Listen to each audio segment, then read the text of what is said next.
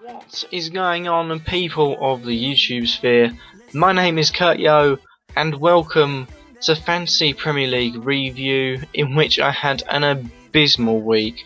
A few players saved me from embarrassment, but I had a shocking week amongst everyone else because big players did not perform. I'll go on to that in just a sec, but I'm considering a name change maybe for the start of Series 2, which will be next season, or just from now. Write down below what you want to see the name as. I'm thinking I'm going to change it maybe next season at the start, maybe Fantasy Football Tips, something along the lines there, because I want to make it shorter rather than Fantasy Premier League Tips. For understandable reasons, it's a very long title, but you know, write that in the comments if you want to, and if I see something I like, I might change it to it. But onto how my team did. It wasn't very good. You know you've had a bad week when not any of your players make it into the dream team. The dream team of which wasn't one you'd have in your team every day. I mean, you'd have back four. I wouldn't have like any of them. The midfield, I would probably, you'd probably say Boyd because he's cheap, and Ramsey because, well, everyone likes Ramsey, and he had a good game for Arsenal. We did have a good game. And your front two, who on earth would have that front two? Benteke, you don't have, although he's had two good games for Sherwood. He has a thing about making the out of favour target men suddenly the informed target men. And had Bonglahor as well. Solid player. I like a Bonglahor, but doesn't pull his socks up and get performances as much as you would like. I mean, you got a few there, you got one there, and you got a few down here, but that's it really. Excuse me. But yeah, that's a dream team you not expect to see every day. Definitely. Back onto our points though. A lot of big players didn't perform. Ozil didn't perform, Eriksen didn't perform, Hazard didn't perform, Kane didn't perform, Oscar didn't get any points, Ivanovic only got 5 for an assist, Silva didn't perform, Bellerin didn't play luckily. However, I put Bellerin in my team, but Ward came into my team anyway with 8 points. He was in the dream team, but he was now out of the team. Everyone else around me pretty much had the same thing, bad things. I mean, down below, only Spencer really had a better day than me, and up above me, the only person really had a better day than me was gunning for you, Callum Pope. So in the end, I managed to gain points again. Admittedly, there was a few on 42. Thomas McCarthy as well. Don't give up, my friends. Do not give up. But definitely making strides. I mean, only 6 points away from 9th now. We're getting there, and it's 19. Yeah, 19. I had to check. My maths isn't very good since I left school. But 19 points away from that, and then we can move on and then charge towards the top 4, which is unfortunately Thomas McCarthy's sort of spot. It's all very close up there, and I think at the end of the by the end of the season, I can do it. Now, I noticed one thing. Of course, with my work, I'm like in bed really early, not enough time to watch the football and everything. Oh, just a quick check. This is the highest points. This is someone's highest team. Someone did have Baines, Skirtle, sorry. Ramsey as their captain was a big choice, and a big choice that paid off. Definitely a team that I wouldn't say got lucky with performed, but that team, I wouldn't have that team. So I'm assuming is a team that's AFK a bit. Also, Puncheon, I didn't have a good game actually, saying that. Paul Puncheon had a good game, Shelby didn't, of course. Thank God I didn't, but he didn't play. That being the reason why. But yeah, I noticed a few things I wanted to change. One of which is that Elliot, he's back now, admittedly, on the bench. But I'm not sure. Another one I'm not sure about is Bellerin. The obligatory time where we go to transfers and see what's there. And by the way, I feel like I've got a sneeze coming, so sorry if I stop talking for a second. One thing I have noticed is that the form of Henderson has increased a lot, assuming captain, and he's definitely one to consider because his last 3 games have been brilliant. Earlier on in the season, I wouldn't have picked him for the fact that the position he plays is not one that you'd like have a good point score at. But the way and the position and the role he's playing under the system without Steven Gerrard and the new system that Brendan Rodgers is playing, which is working tremendously, he's getting forward a lot. He's getting forward a lot. And to be honest, I'm going to make a bold move with someone that I tried to stick by, didn't give it to me.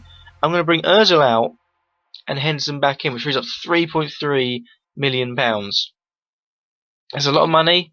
I don't know where I am to spend it. I'm looking. I end up maybe moving Austin out for Berahino. I'm not sure, to be honest. I mean, he's a goal scorer, Sado Berahino, but looking at his fixtures, I just think, you know, there's a big games there: Liverpool, Man United, Chelsea, Arsenal, City, especially QPR. It's a huge game for QPR, and I think you look at QPR. They need Charlie Austin to start scoring some goals. You know, he's been the one standout player for them this season.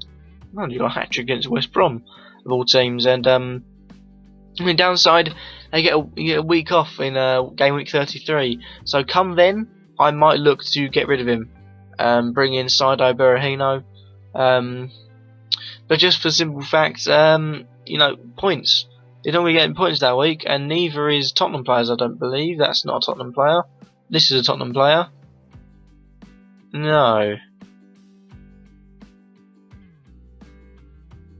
Okay, I don't know what I'm talking about with Tottenham players then.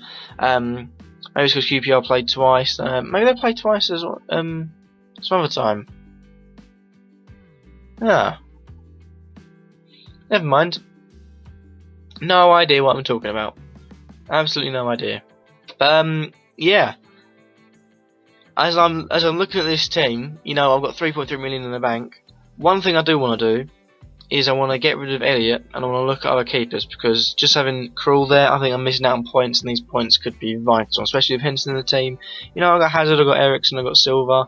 You know, now I've got Henderson, and Henderson's, I believe, is at least a solid 2.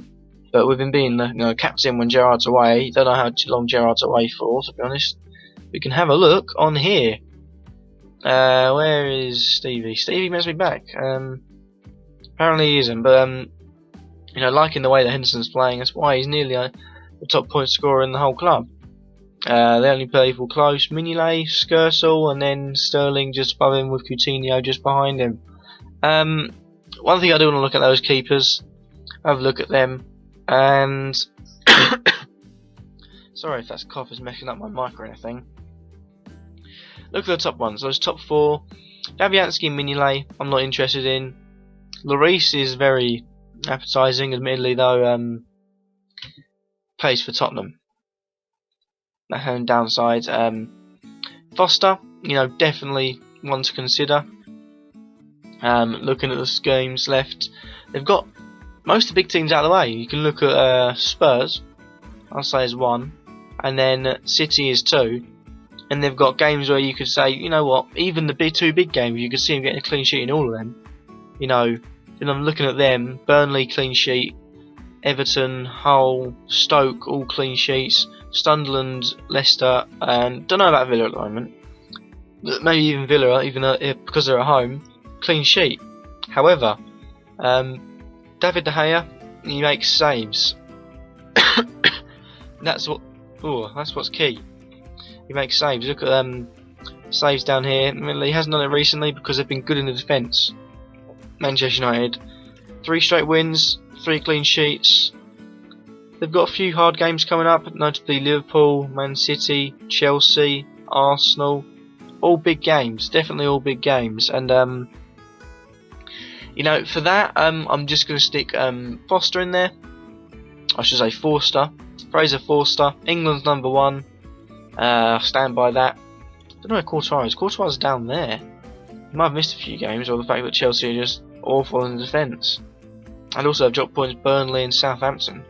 So things are hotting up there, except City don't know how to win games, and Arsenal always lose occasionally, and Man United, they're not out of it. They're not out of it yet.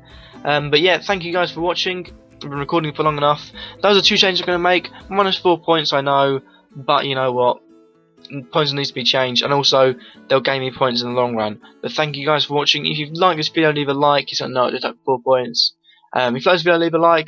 Let me know what you think in the comments down below, and subscribe if you feel like I'm worthy. And I'll catch you all in the next video. Peace. Well, you know what you should be doing? You should be you know what? I'm keeping this one. You should be subscribing to Kurtyoy because he's a legend, and this took 2 takes and I still got it wrong.